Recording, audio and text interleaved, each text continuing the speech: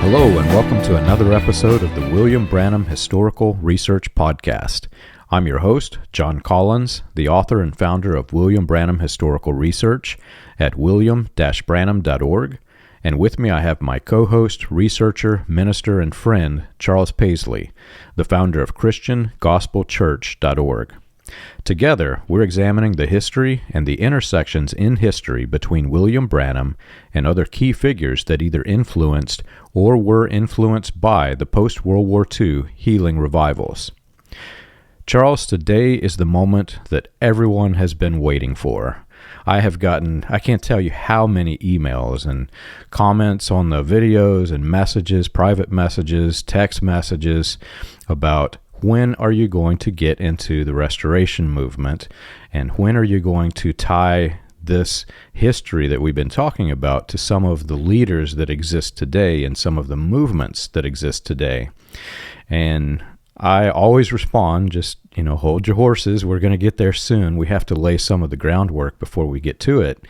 But now we're getting into basically what is the early stages of what will become later the New Apostolic Reformation, as well as countless other movements, sects, cults, you can almost name it, bad theologies. All of these things that we see today have in some way, shape, or form been influenced by the history that we're going to talk through today. I know, John. It's incredible stuff. The topic we're going to talk at today, the Latter Rain movement, is I have so much literature, so much material on this, John, and it's such a big topic, and we're just going to scratch the surface today. Honestly, there's no way we can even get into it. Coming out of the Message, and even my last years in the Message, one of the things that drove me, once I started to discover that these revelations we had been told William Branham brought to us directly from God, once I started to discover, hey, this isn't the case, I became almost obsessed to figure out where did the stuff that we believe come from. And in the Message, what you believe is what the difference between heaven and hell. So I think that the cult mentality did a little bit of driving me in to figure this stuff out. But this library behind me, John, is the product of trying to figure out where the stuff that we believed came. And a very large part of what we believe in the Message came out of the Latter Rain movement. And we're definitely going to get in and start touching on some of that today. And, the Latter Rain movement and the healing revival are two different movements, but they're parallel and intertwined a lot. The two movements together could be referred to as the second wave of Pentecostalism. This is what starts off the second wave of Pentecostalism, which most historians will tell you William Branham was the leading figure in the second wave of Pentecostalism. And this ended up producing the charismatic movement that you see, charismatic movement came in as strong, especially in the 70s, 80s, and 90s. And then from that kind of then birthed a lot of what you'd call today the New Apostolic Reformation. And there's connections all the way back here to what happens in really the late 40s that kicks all of this stuff off. And I'm excited to talk about that. John, do you want to talk a little bit about how William Branham came to Canada and how the Latter Rain was inspired by the stuff that he was doing? Yes, and it's interesting because, so you took the approach of the books, and I'm fascinated by looking at the library that the viewers that are watching this on YouTube can see behind you. It's just incredible because you have literally recreated what William Branham had in his own library, and the access to the different doctrines, teachers, some of them good, some of them would be very questionable, that he has based these quote-unquote revelations on. Well, I took a much different approach, and we both interestingly came to about the same conclusion, but I've always been like this. Whenever I was a child, my parents, they'd get upset with me for Christmas presents. If they bought me a radio, well, the first thing that I did was take it apart and see what's inside of it, what made this thing work. And when I discovered that William Branham not only was participating in latter-rain, but he was basically one of two main catalysts, and he created a splinter group within latter-rain that birthed Jim Jones and People's Temple and some very, very horrific things. I wanted to take it apart. I wanted to know what made it tick. So I started from the opposite end, not from where William Branham started. I began researching all of these different trails that led back to latter-rain, and oh my gosh, I could not believe that this thing that I was in created this whole mess. And you're right, it all started in Canada, because after, we've been covering the episodes leading up to William Branham's birth of fame, which is very important to understand. Well, many of those men had connections in Canada, and the Pentecostal movement as a whole was spread throughout the United States and Canada at that time. And there are two key figures in that would be bringing, the message throughout the United States and Canada, as it was at this time. The latter-rain message is what it was called. And those were A.W. Rasmussen and Joseph Matson Bose, who are two figures that I had heard their names over and over and over on the recordings of William Branham. I just had no idea who these guys were. Yeah, and they're big name guys. Like if you watch the Deep Call to Deep video, these are the men sitting literally right behind William Branham on the platform. They're at his meetings constantly. Yes, and we'll get into it in the later episodes, but it's literally because of these two men that the message exists today, the charismatic movement. They literally kept his ministry intact after it began to implode.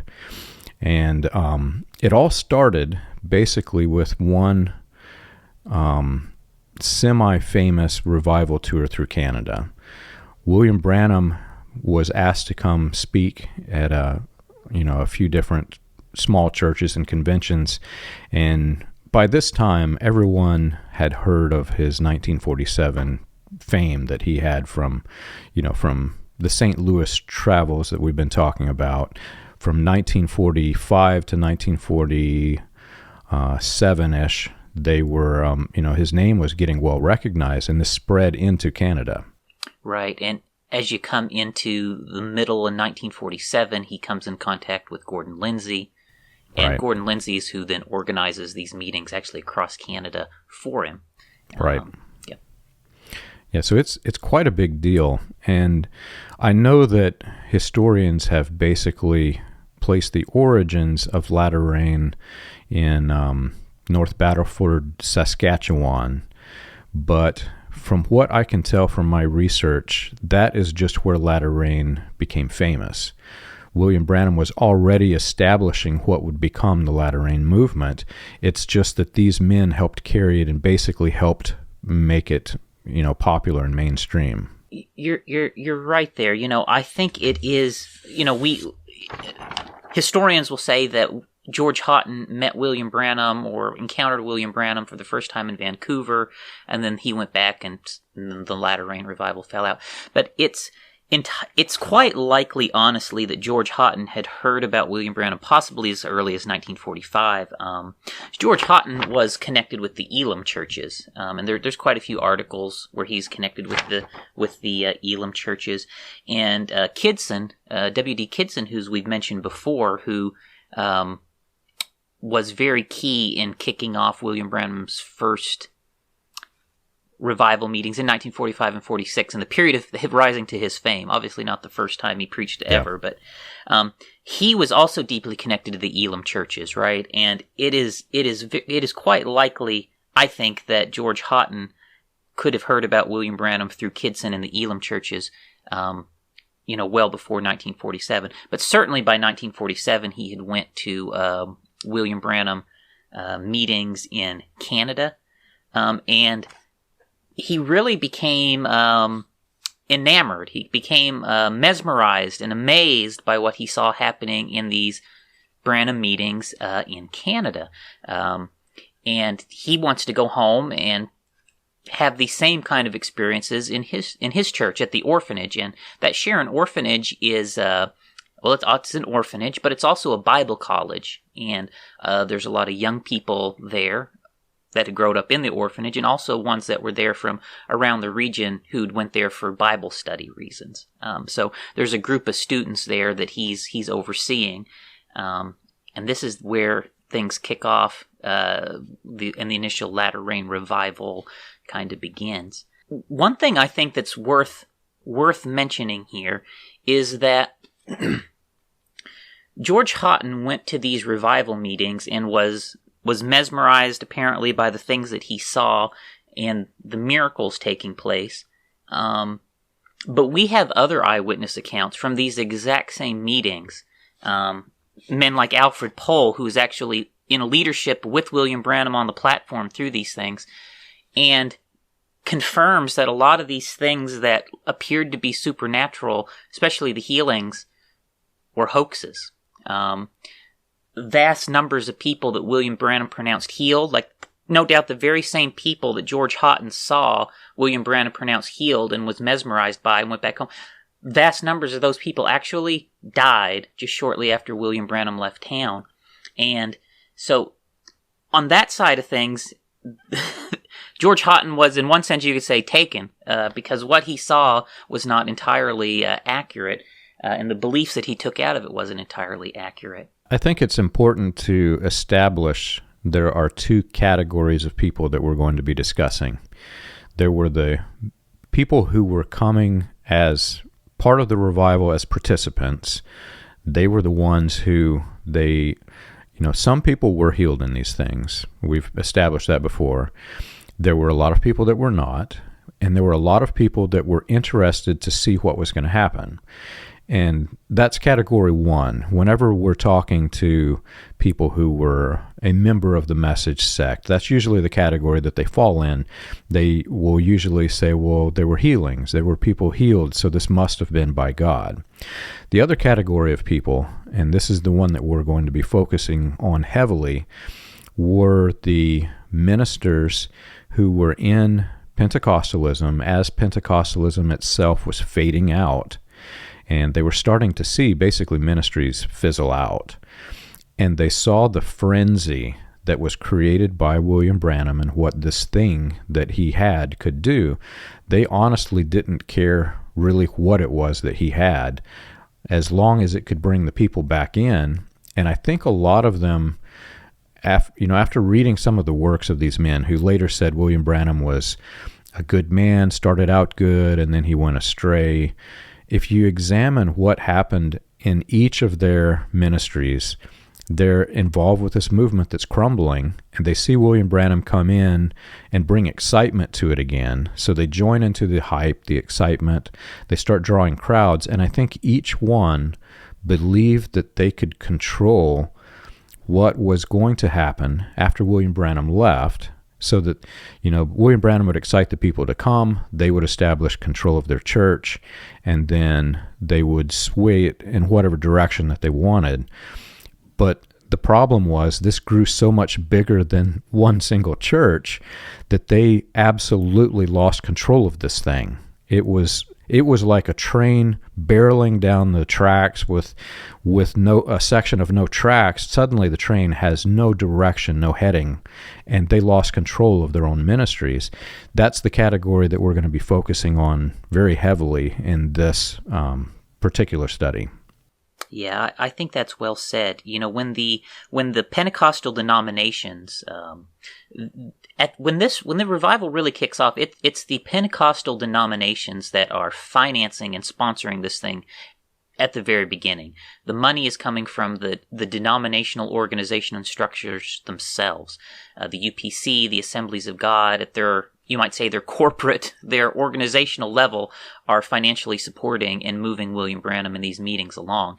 And so he has a very high level of support within these groups at the very outset. But very quickly, they realize that what's going on here is not all that it should be. Ranking members in these groups obviously realize that William Branham is not living up to his hype, right? And they hide this to some extent from the people, but the leaders recognize it. In Canada, I mentioned Alfred Pohl. There was another ranking leader in the Pentecostal churches up there named W.J. Taylor. I mean, obviously they recognize that all these people William Branham has prayed for has died after he said they was healed. And church in Winnipeg, this is one of the better documented ones. When William Branham had his meetings in Winnipeg in this campaign, in the same season that George Hawtin was coming into contact with him, the church in Winnipeg, the newspapers discover that all these people William Branham said was healed died, and they start confronting the churches. So the Pentecostal churches go out and they conduct their own investigation of his campaign in Winnipeg, and they go out and they interview John. We have documentation on this. They interview every single person they can find that was at the meetings in Winnipeg who William Branham said was healed, and the Pentecostal churches could not find a single person that was actually healed at that revival meeting. Not one. Not one. And it turned out that they had all just been practicing positive confession. I'm healed, I'm claiming it. But then, so at these revivals, everybody's saying, I'm healed. But a few weeks later, it turns out they weren't really healed, and their positive confession didn't work. And Winnipeg is one of the examples that I know of where apparently nobody was healed.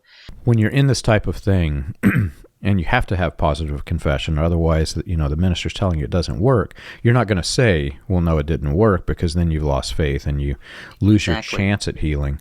Again, there were people healed, but a large majority of the people were not.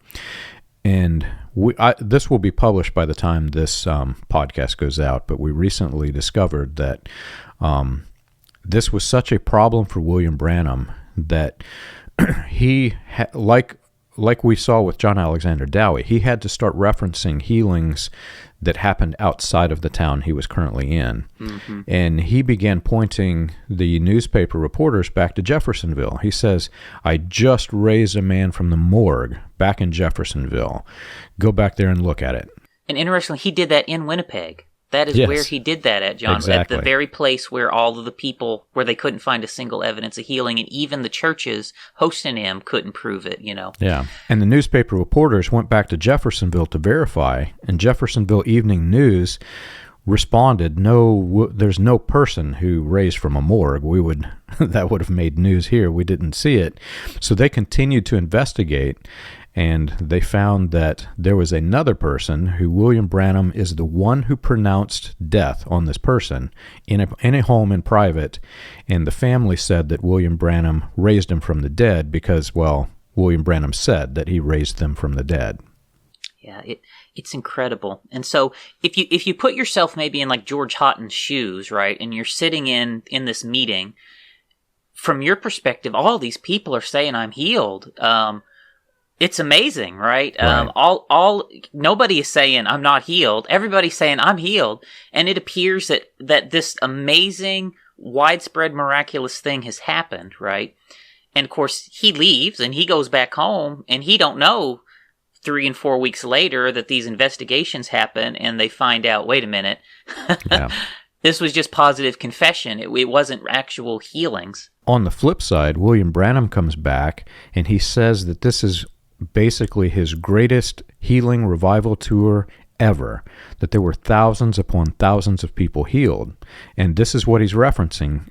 The people who investigated could not find one.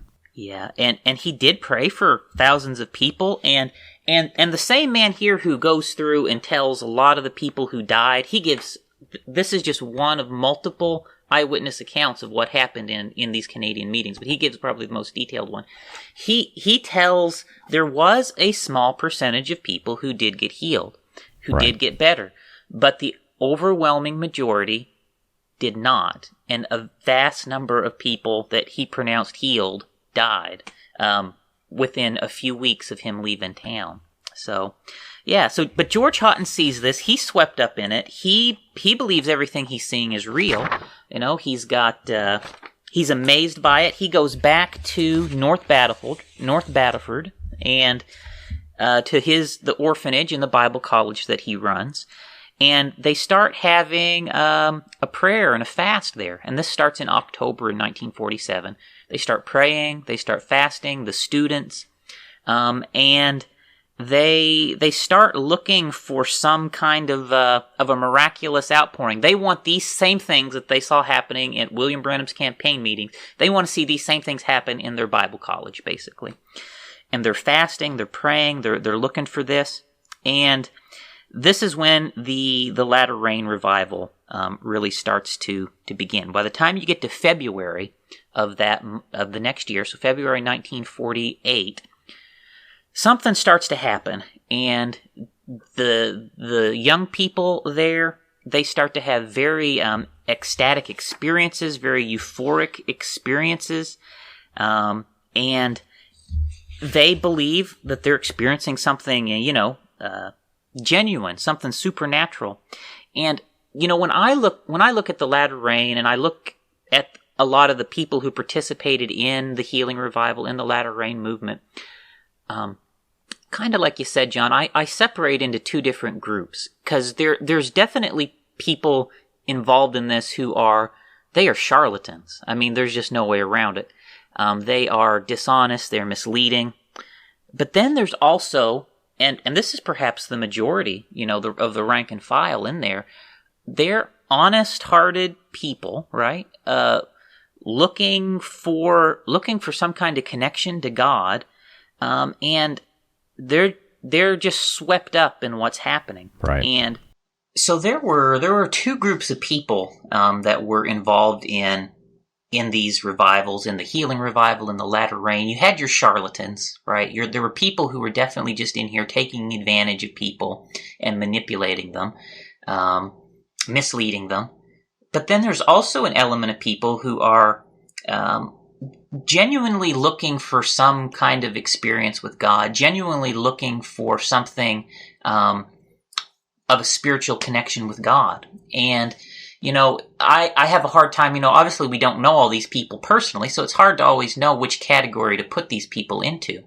And sometimes, you start out in one category and move to the other as well. But there's people in here, they're looking, and I believe at the start, this is what the majority of the people of the Sharon Orphanage are like. They're people that are looking for some kind of an authentic experience, with God, and they believe that what they've seen in William Branham's meetings is legitimate and real. They want some kind of repeat of this in their own midst, and so they go into this fasting and prayer. And after about 4 months of this, 3 to 4 months, they have this event, this latter rain revival event begins, and they all start having these ecstatic, euphoric experiences.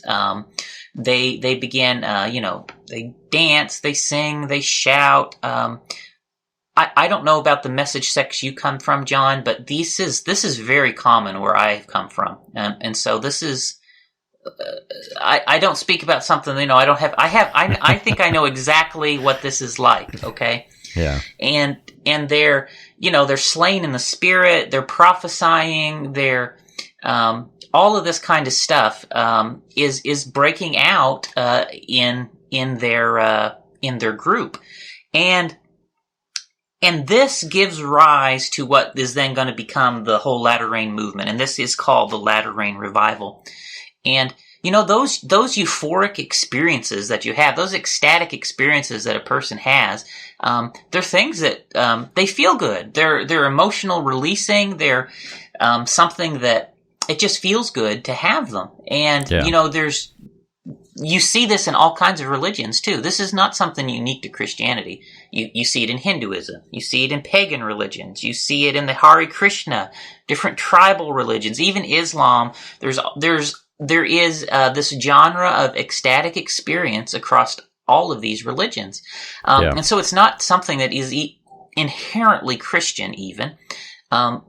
But it is a seemingly real phenomenon that does happen in religious movements. And so this kind of thing is happening in the latter rain movement, and starts to give rise. It gives rise to what's going to take place next. Yeah, I went to churches from South Carolina to Arizona and everywhere in between.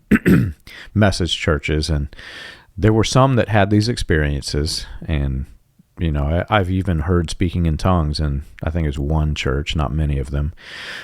Then the Branham Tabernacle, the joke within the message cult was that the Branham Tabernacle was called the Wax Figures Museum, because when you go to it, it's dry, and you're not allowed to even clap in this building. When my grandfather was in there, so it was very, very rigid. There was no emotion, no frenzy whatsoever. And like you say, I studied ancient religions, modern religions. I studied everything as I'm trying to examine this latter rain. And there are a lot of people that still today believe that these experiences are by God. And I'm not going to talk one way or the other about that. But what I can say is that I came to the same conclusion. Psychologically, there appears to be an effect among all religions, not just Christianity, that if you work yourself up into this frenzy, especially if you combine it with fasting, sleep deprivation. And sleep deprivation. If you get your body into this state where the body is going into self-preservation mode, that's generally how this occurs, then you become in this euphoric state that, quite frankly, there are several cults globally, not just Christian cults, but globally cults that formed because they had a group of people who had this euphoric experience that they literally brought on themselves. Now, again, I'm not going to say it's not of God. It could be of God. I don't know. That's a conversation separate from this.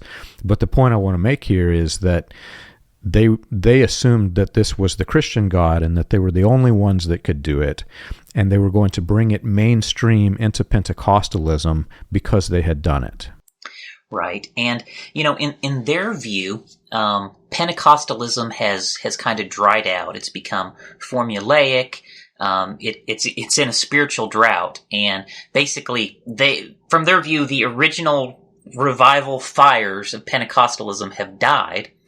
And this thing happening in latter rain, this thing happening in the healing revival, is a restoration, a coming back of that original fire that had started burning in early Pentecostalism.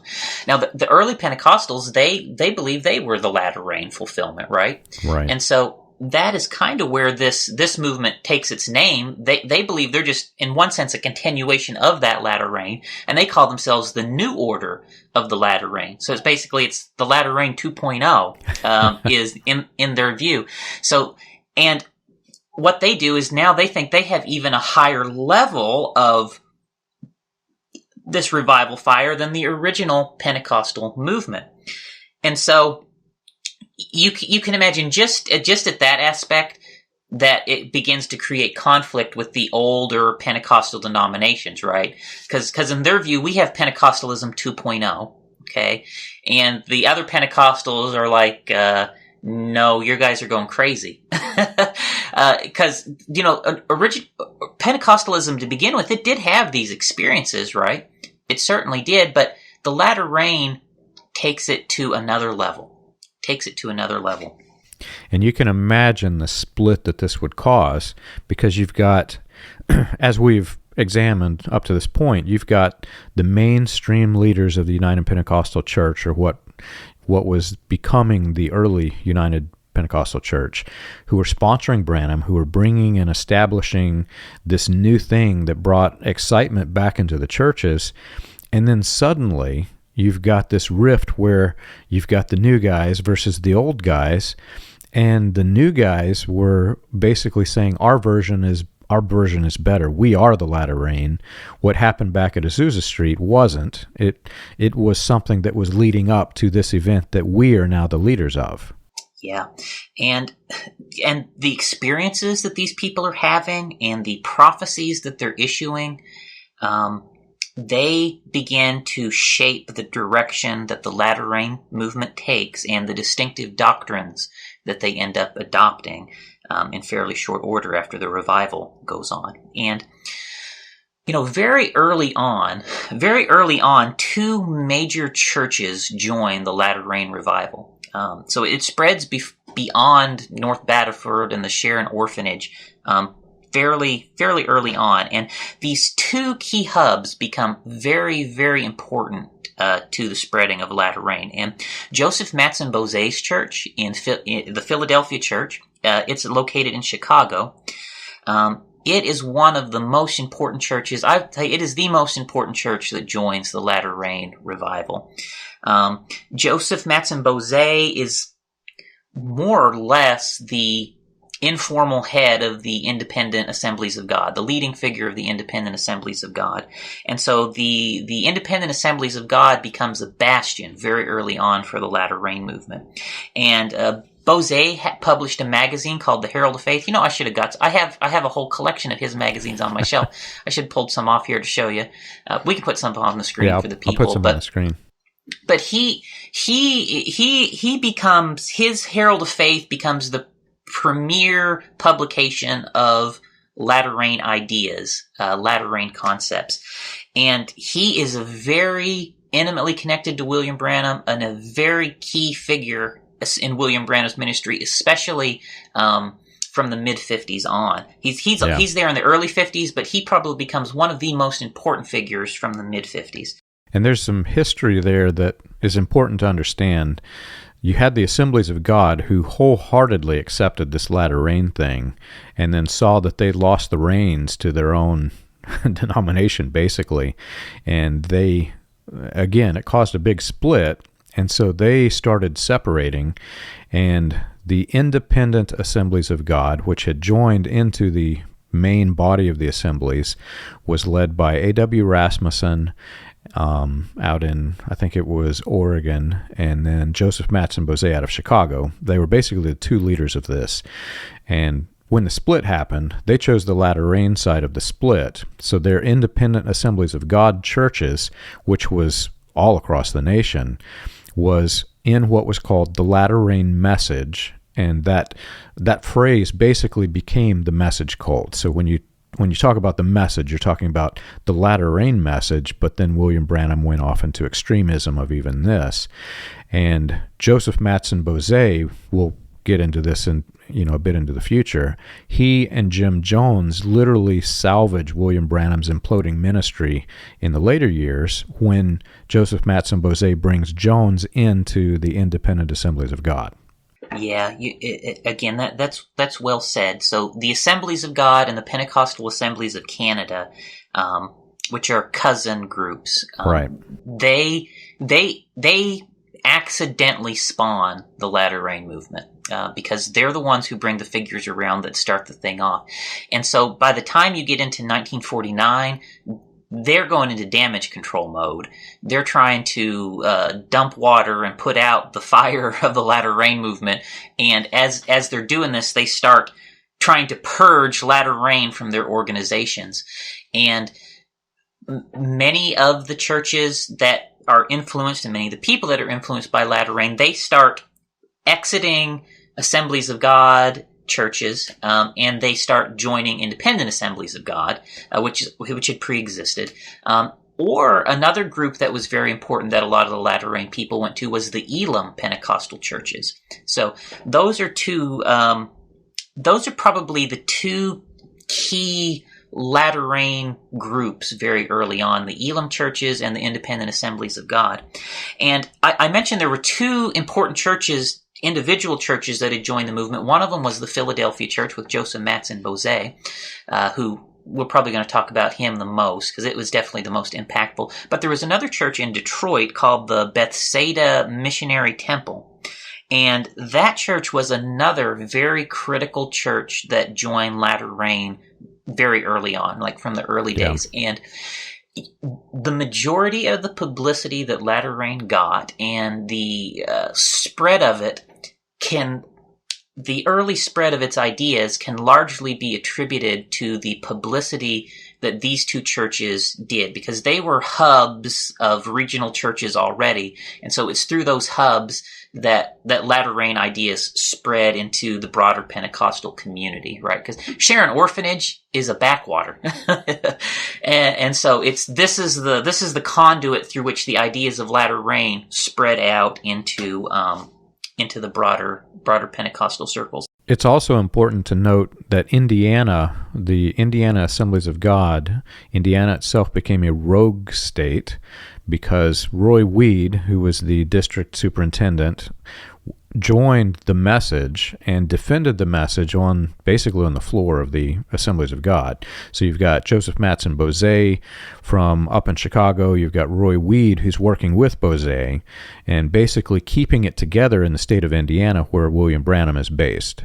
Right, and Roy Weed had a close relationship with William Branham. Again, I've got some of his documented testimonies up here, and he, like you said, John, he was the district superintendent of Assemblies of God here in Indiana, and he resisted the organization's attempt to purge latter rain out in Indiana. And so in 1949, that attempt to purge latter rain out of the main Pentecostal organization started, but he resisted that effort here in Indiana, and he held off that purge in Indiana for several more years. It eventually happened. Eventually, they did clamp down on Indiana and push the latter rain out of their churches, but it had a delayed time in Indiana. It didn't really start happening until 52, 53, 54, 55, and certainly by 56 was really the hard time when they really clamped down hard to purge out latter rain from their churches in Indiana. And, you've also mentioned, John, how, the message is connected to latter rain. The latter rain movement is so complex. It takes so many twists and turns. Its doctrines and ideas evolve very dramatically in very short spaces of time. But the message, and this is poorly understood. I'm going to be honest. This is poorly understood in a lot of the literature that's out there. There's not a lot of good literature. There's not a lot of good sources on this. But I think perhaps one reason that we know about this, I always had an awareness that we were descended from the latter rain in the message. Oh, wow. I didn't know that. Yes, we latter rain stuff featured prominently in our sect of the message. Our pastor preached latter rain topics. We always had a vague awareness. I always had a vague awareness that we were descended from latter rain. But the depth of it I didn't really grasp until, later years after I'd become a minister and I started really investigating origins of our beliefs. And the message is one of the main branches of the latter rain movement. The message is one of the central branches out of the latter rain movement. We're not the only branch, but we were a latter rain branch. And if you look at our cousin branches that came out of latter rain, so John, I watched a documentary one time on one of our cousin branches out of the latter rain movement. And I could not believe what I was seeing. It was like the Twilight Zone, John. It's crazy. Like, oh my goodness, they look like us, they talk like us, they preach like us, they sing like us. It's like I'm looking in a parallel universe. Their prophet just has a different name, and it's incredible. And there are multiple cousin movements, and our doctrines, our ideas, everything is so similar, and we all come off the same latter rain root is why. Yes, from the main sect, they tried to hide this, so I was unaware that this latter rain connection existed. But like you said, after I knew that it existed, I started studying the transcripts of William Branham, and wow, I was floored. Like the main phrase that latter rain used from the book of Joel is all throughout William Branham's sermon, so he was definitely in it. And what's really interesting is when I was thinking of it from a religious standpoint, when I thought of the message as a religious cult instead of a political cult, I totally missed it, because if you study it from that aspect, which I think is the mistake that all the historians do, they study the message, study William Branham as though it's a religious cult. It's too confusing to understand. You cannot understand it at all. But if you study it from the aspect that this was, or from the perspective that this was a political cult disguised as a religious cult, you're going to try to see how you can impact the largest number of people. And during the early formation of latter rain, this was a widespread phenomenon. People were just flocking to it. Then whenever the split started happening in Christianity, now it became, cut completely in half. There was a split right down the middle, so 50% of your people was excited about latter rain, and the other 50% hated it. So from a strategic perspective, from a political cult, you've just lost 50% of your audience, so you have to distance yourself from it. So William Branham introduces this manifested Son of God doctrine and creates basically this offshoot branch of latter rain that's sitting off to the side, so he can say, well, I'm not part of latter rain, and I'm also not part of this other group. I've got something better. Yeah, and I think we're going to have to break a second episode to get into some of the details of this, and I definitely want to do that. I think, John, the latter rain movement, a lot of the framework of message ideology is pure latter rain. Okay, so the latter rain, the main thrust of the latter rain movement is restorationism. And the latter rain movement never really called themselves the latter rain movement. They more thought of themselves as the restoration movement. That's yes. Kind of an internal term that they would use, the restoration movement. And they viewed themselves as, restoring an early form of the Christian church, right? They believed that early Pentecostalism had restored tongues and Holy Ghost baptism experience, Jesus' name, right? And they believe now we have the next stage of restoration. And they take this restoration mindset into hyperdrive, into overdrive. And they start touching all these different things. We're restoring this now, and we're restoring that now, and we're restoring that and the other. And this forms the framework which they operate in, and this also forms the framework that the message and all the other latter rain groups work in. And also, John, it forms the framework that carries down all the way to the present day through all these intermediate groups into some of the charismatic movement and the things today that you'd call the New Apostolic Reformation. It's basically a concept, and restorationism in general is not a new thing. There's been restoration movements throughout the history of the church. But this iteration of the restoration movement that really came into focus with latter rain, it defined how the majority of people today look at restorationism, right? You go back 300-400 years ago, the majority of Christians, hardly any Christians would have been of a restoration mindset. No. But today, as a result of latter rain, a very large percentage of Christianity is restoration minded. There's an idea that the church is being restored back to an original form, and we want to find out what that original form is, and we want to adopt that original form. And the latter rain and William Branham specifically have a key role in defining what that looks like, how restoration is defined in broader terms. And some of the key things, and I think we're going to have to get into this in another episode to go deeper into it, but some of the key things is it's a restoration, an emphasis on the sign gifts, on the manifestations of the Spirit. It's very experiential. It's a restoration of these power to the church through the Holy Spirit. Another one is restoring like a form of church leadership back to what they viewed as the early church leadership form. And so this comes into the concepts of fivefold ministry, which I definitely want to dive into that deeper at some point. And so the concepts of fivefold ministry and the structure of leadership that exists in the message and in these other latter rain groups, and derivatives of that ideology just spread far and wide throughout charismatic Christianity as the years go on. I think it's also important to understand the fertile ground that existed when William Branham brought this, because these actually weren't new ideas. William Branham, as we've said, William Branham brought nothing new. He just repackaged what other people had.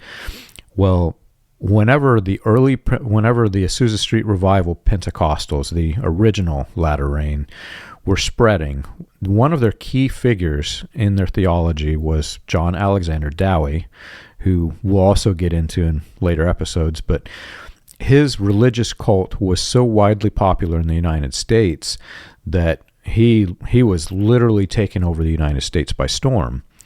And in the latter part of his life, he began claiming that he was Elijah the Restorer.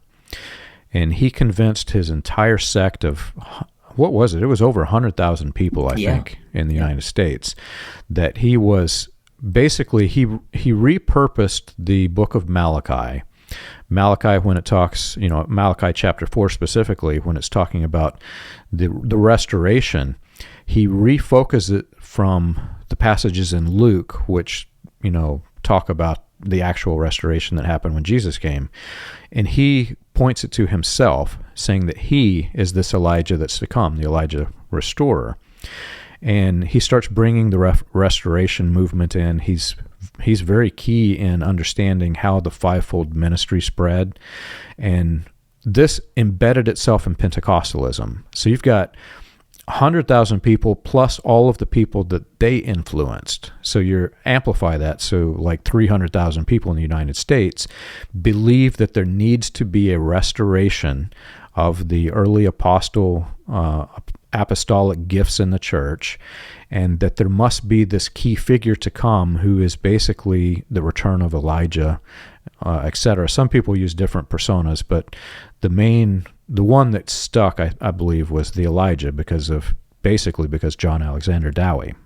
Yeah, one thing that the Restoration movement does is it unmoors the movement from historic Christianity, right? In mainstream Christianity, historical precedent within the church plays a big role. Right? There's an emphasis on this is a historic church teaching. Should we change it? It's historic. Did we believe this wrong for 2,000 years? Right. And now we need to change it. So that's kind of how a lot of the, streams of Christianity will look at a lot of things. But with this restoration views that become, it goes into and overdrive with the latter rain movement. They become unmoored from that. Historic teaching now has no value. Well, the church has been wrong for 1,000 years, 2,000 years, and now we can change this teaching because we're restoring back to the original. So it provides the framework for basically somebody, if they want, can cross out any doctrine that they don't want and revise it under the heading of restorationism. I think that's very key to understanding what's coming in the next episode, because people are familiar with the charismatic movement and the hyper-charismatics. I think what people missed off a lot of the time is that you had the latter rain and then you had the hyper-latter rain, very similar to what you have with the hyper-charismatics.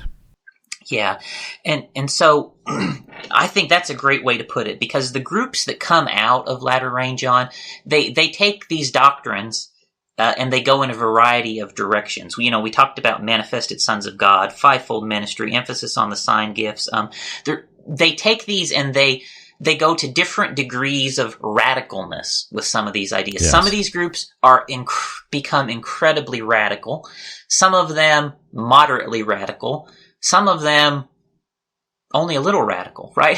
And so they it gets different flavors of extremeness in these different groups, and some of them emphasize different parts over others. So there's one other very big thing that comes out of latter rain, and this is something that intrigues me very, very, very much, John.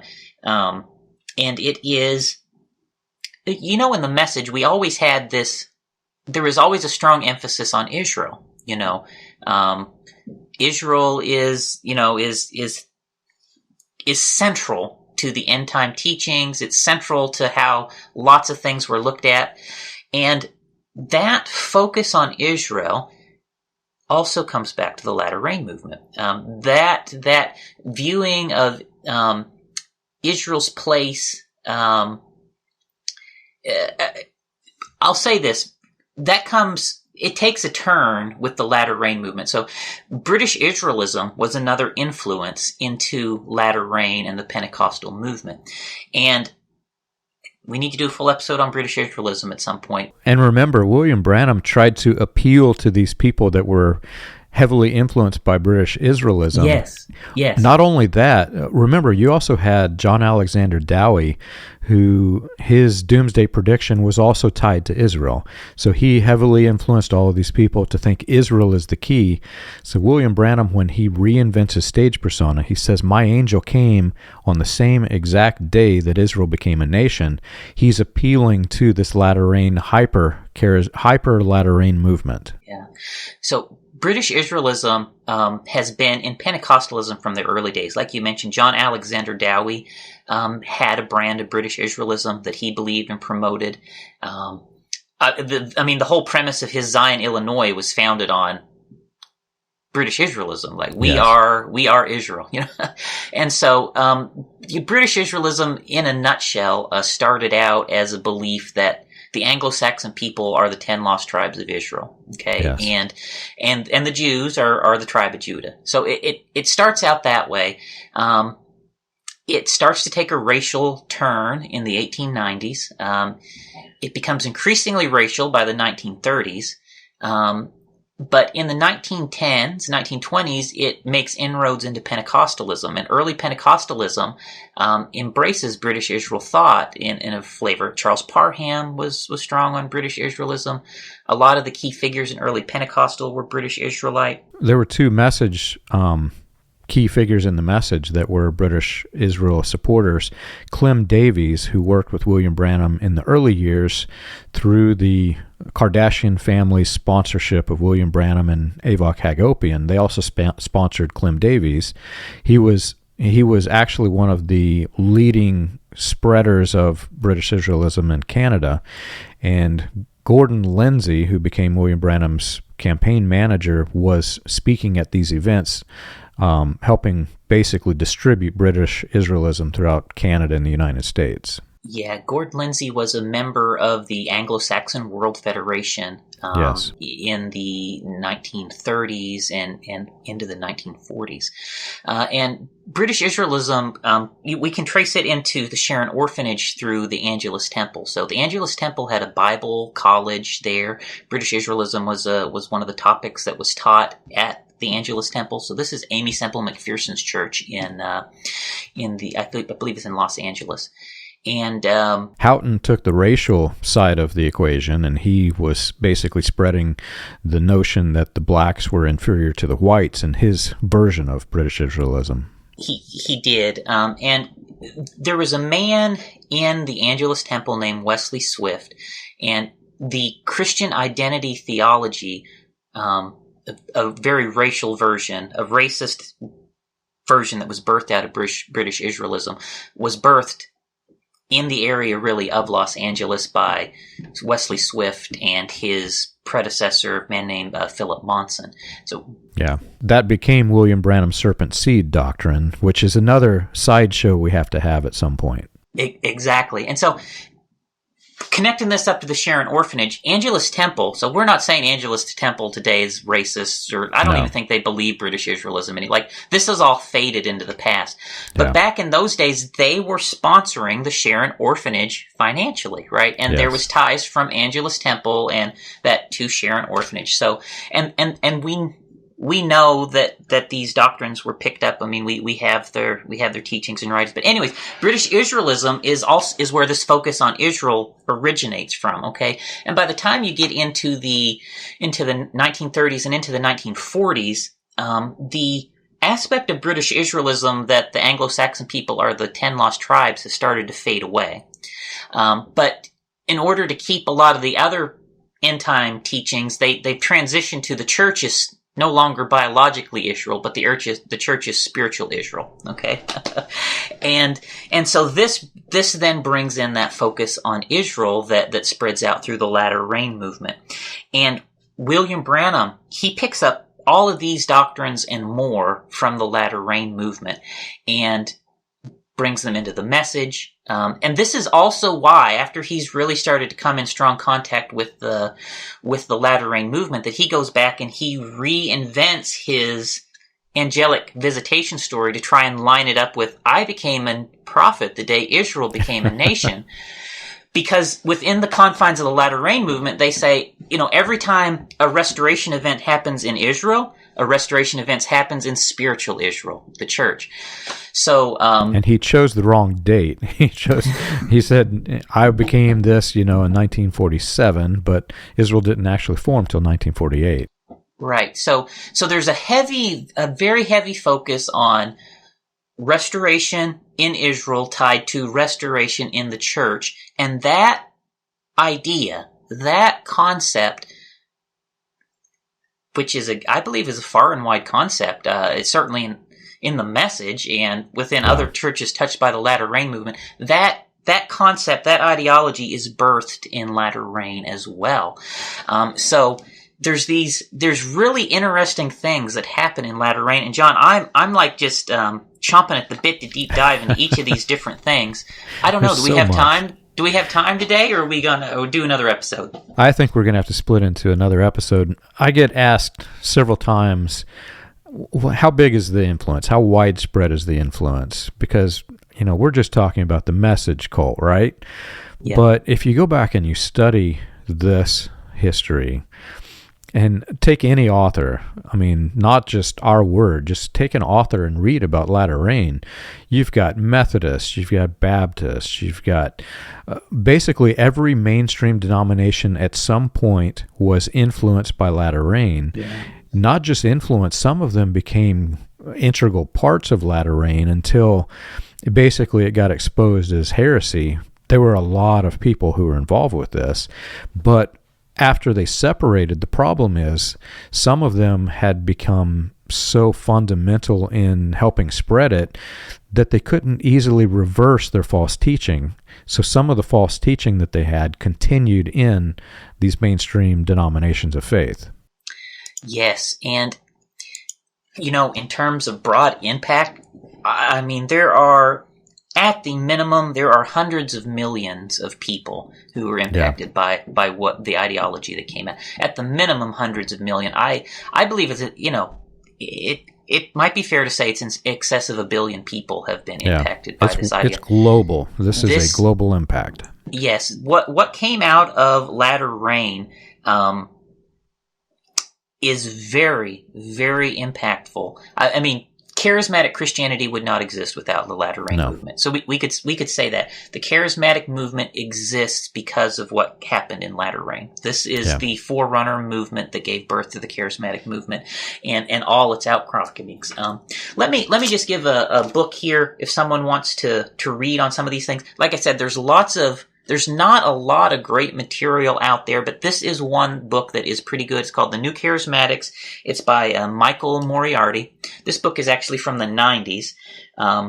It's actually really good. I've started. I got my copy coming, but I've actually started reading it, and I'm surprised at how much it actually has that is correct. Right. There's so much of this information that in a lot of places it's just lost to history. And if it wasn't for the fact that some of us know that we are descended from latter rain and we know the internal histories, I don't think anybody would even know some of this stuff anymore. No. But there are some people out there like Michael Moriarty who do know what happened, know how to trace and connect all the people together. And again, I can just verify through personal knowledge a lot of what he says in here is true.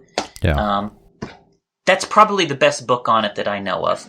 One of the things that he got right, see, there's a point in time in which there was the Voice of Healing revival. That's what it was called. And William Branham was the leader of this. And then the latter rain events happened, and basically latter rain and Voice of Healing revivals, both of them merged. Yes. And it's very difficult for people to separate this because they merged briefly and then they split. So after they split, now you've got people on both sides of the aisle, those who love latter rain, those who hate it. They were all in the same pool at one time. But this book actually brings it out. William Branham was basically, without William Branham, you had no latter rain. He's the one who basically created this movement. And I think that book is the one that actually got it right, that it started before the Sharon Orphanage event. William Branham is basically laying all of this groundwork. Then Sharon Orphanage is what took it mainstream. Yeah, there's a lot there. The teachings, the doctrines went far and wide out of latter rain, and they take different forms. And I look forward to just following some of those twists and turns maybe in our next episode, and maybe we can at least at a high level explain some of the key distinctive doctrines and try to trace them for people through the groups down to the present day to show how the doctrine spread. Yeah, there's so much there, and like you said, how do you split this? I mean, it's such a complicated ball of wax anyway, but how do you break it up logically? And I think for sake of time, we'll just basically end it here, and then in the next episode, continue on with how the Restoration movement birthed, how it began, how it exploded, how it splintered. There's so much that we could get into. So I'll cut it short. If you've enjoyed our show and you want more information, you can check us out on the web. You can find us at william-branham.org and christiangospelchurch.org. For an overview of the historical research of William Branham and the healing revivals, read Preacher Behind the White Hoods, a critical examination of William Branham and his message, available on Amazon, Kindle, and Audible. Join us again next week. We've got a great episode coming.